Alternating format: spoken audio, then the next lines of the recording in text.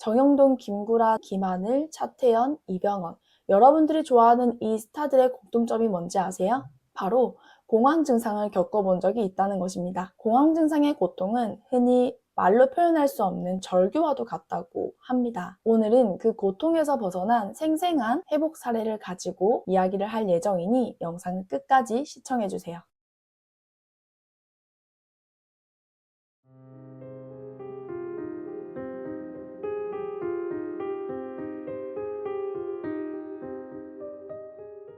스물일곱 살의 나무 씨는 첫 공황 발작이 있고 난 후에 8개월 동안 혼자서 견디다가 상담실을 찾아왔습니다. 이제 막 취업에 성공한 사회 초년생이었어요. 잘해야 한다는 부담이 너무 커서 일하는 내내 내가 어떻게 보일까 계속 가슴이 쿵쾅쿵쾅쿵쾅 뛰면서 불안감이 굉장히 높아지게 되었죠.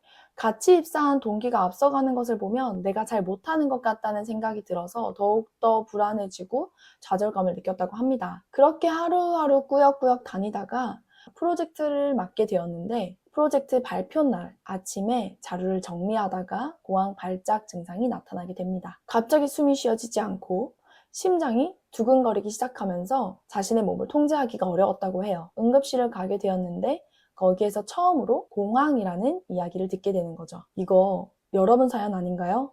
나무 씨는 누구나 겪을 수 있는 스트레스로 시작해서 결국에는 뻥 하고 터지게 된 거죠. 감정을 잘 해소해왔다고 생각할 수도 있지만 어떻게 보면 그 감정이라는 것을 외면하거나 혹은 회피하거나 스스로 자각하지 못한 채로 넘어가는 경우가 굉장히 많습니다. 그렇게 하루하루 넘어간 감정은 결국 어딘가에 축적이 되고 그 축적된 감정은 너 지금 불안한 거야 라는 신호로 신체적인 반응으로 나타나는 경우가 많습니다. 그러면서 점점점 불안한 빈도가 증가되게 되고 이것이 어느 순간 더 이상 억압하거나 회피하는 것으로 감당되지 않을 때 죽을 것 같은 느낌까지 드는 신체적인 반응으로 나타나는 거죠. 그럼 이제부터 더 큰 문제가 생깁니다.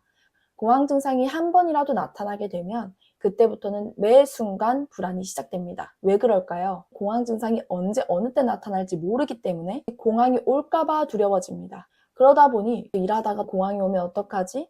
여행을 가는 길에 공황이 오면 어떡하지? 친구들을 만나다가 공황이 오면 어떡하지? 하는 불안들이 계속 생기게 되는 거예요. 바로 예기 불안이라고 합니다. 그래서 공황 증상을 겪는 분들은 공황 증상이 나타났을 때 다른 사람들이 자신을 보게 되는 것조차도 두려워집니다. 이 예기 불안이라고 하는 것 때문에 불안과 공포와 두려움이 시작됩니다. 나무 씨도 그랬습니다. 처음에는 공황 증상 자체가 불안했는데 시간이 지날수록 길을 가거나 친구를 만나거나 데이트를 할 때조차도 불안감 때문에 점점 포기하게 되는 거예요. 그냥 나가지 않는 게 낫겠다. 사람들을 만나지 않는 게 낫겠다. 데이트를 하지 않는 게 낫겠다. 하면서 집에 있는 시간이 많아지게 되고 점점 혼자 있는 시간이 많아지게 되었습니다. 그래서 상담의 첫 번째는 이 예측 불가한 공황을 예측 가능한 것으로 만드는 것입니다. 방법은 간단합니다. 증상 기록지라는 것을 작성하는 것입니다. 공황 증상이 주로 나타나는 시간, 사건, 장소, 그리고 하루 중 몇 번 나타났는지, 지속 시간이 어느 정도 되었고 강도가 어느 정도 되는지를 꾸준히 작성하는 거예요. 그럼 점점 비슷한 패턴이 보이기 시작합니다. 아, 주로 아침엔 나타나는구나. 3분에서 5분 정도 지속되는구나. 이때는 강도가 10 정도 되는구나. 이 과정을 계속해서 반복하다 보면 공황 증상이 주로 나타나는 때를 예측할 수 있게 되고 예측할 수 있게 되면 예방하거나 혹은 관리할 수 있도록 됩니다. 어느 정도 마음의 준비를 할 수 있게 되는 거죠. 그러면 예측이 되기 때문에 불안할 때 할 수 있는 것들을 실제로 해볼 수가 있습니다. 예를 들면 호흡법이나 이완법 같은 것들이 있을 수 있죠. 나무 씨 같은 경우에도 상담 동안에 호흡법을 계속 연습하고 주먹을 꽉 쥐었다가 펴는 이완법 같은 것들을 연습했었어요. 그래서 공황 증상뿐만 아니라 평소에 불안할 때도 이것들을 실천할 수 있도록 해서 불안한 상황에서 내가 어떻게 관리할 수 있고 증상들을 조절할 수 있을지에 대해서 계속해서 연습을 하게 된 거예요. 언제 일어날지 몰라서 불안했던 이 공황을 예측할 수 있게 되면 정말 많은 것들이 달라지게 됩니다. 감정을 인정하고 수용하게 됩니다. 이 단계까지 오게 되면 두 번째, 공황을 위험 신호가 아닌 잘못된 경보로서 인지하게 됩니다. 증상 기록지를 기록하면서 나무 씨는 두 가지를 깨닫게 됩니다. 하나는 공황은 결국 몇 분 후에 지나간다는 것, 자신이 공황 증상으로 죽는 것은 아니라는 것입니다. 생명을 위협하는 신호가 아니라 너 지금 많이 힘들어. 너 지금 많이 불안한 거야. 많이 불안해서 조절해줘야 해. 라는 경보로 받아들이게 되면 공황이 나 자신이 아니라 제3자의 입장에서 조절해줘야 되고 해결해줘야 되는 문제 그 자체로서 인식하게 됩니다. 해결해야 되는 문제로 인식하게 되면 해결하는 방법을 찾으면 되는 거잖아요. 조절하는 연습을 하면 되는 거잖아요. 그래서 공황 자체를 나의 성격이나 나의 삶의 전부라고 생각하는 게 아니라 그것을 일부로서 생각하게 되었을 때 변화는 시작되게 되는 거죠. 나무 씨는 상담을 받는 동안 공황 증상이 불편하긴 해도 더 이상 두려워지지 않아졌습니다. 공황 증상 때문에 본인이 포기해야 되는 것들을 더 이상 포기하지 않고 공황 증상이 결국은 지나가고 내가 조절할 수 있다는 자신감이 생기기 시작한 거예요. 그래서 공황 증상이 있어도 출근을 하고 친구를 만나고 여행을 가면서 해야 되는 것들을 결국 했습니다. 공황이 있어도 일상은 그대로 굴러가도록 한 거죠. 다음으로 했던 것이 불안한 상황이 있을 때 도전을 해보는 것이었습니다. 언제까지 직장 생활, 친구와의 관계, 여행 모든 것들을 포기하면서 살 수는 없잖아요.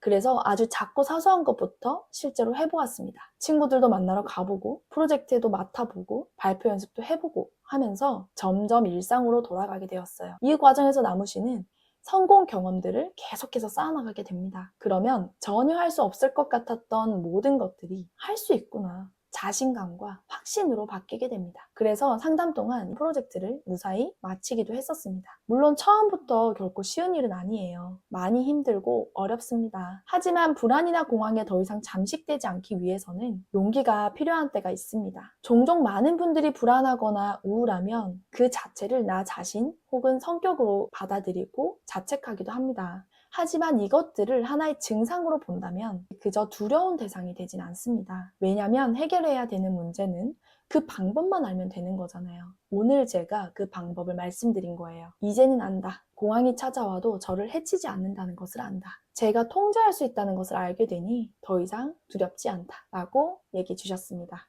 그렇게 종결되었어요. 여러분, 나무 씨의 이야기를 들어보니 어때요? 불안이 우리의 삶을 집어삼킬 때가 있어요. 하지만 불안 그 자체를 없애는 것을 삶의 목표로 두지 마세요. 불안 그 자체를 없애는 것은 불가능한 일입니다.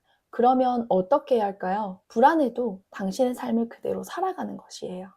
큰 지장 없이 오늘 할 일을 하는 거예요. 그것이 앞으로 걸어가는 것이고 해 나가야 하는 숙제입니다. 만약 여러분께서도 나무 씨와 비슷한 경험, 다른 상황이더라도 공황 증상이나 불안 때문에 힘든 상황들을 겪고 계시다면 제가 말씀드린 3가지 단계를 꼭 기억하고 해보세요. 혹시 비슷한 경험이 있다면 댓글로 남겨주셔도 좋아요. 제가 그 댓글들을 읽어보고 짧게라도 코멘트 남겨드리도록 하겠습니다. 그럼 다음 이야기에서 또 만나요.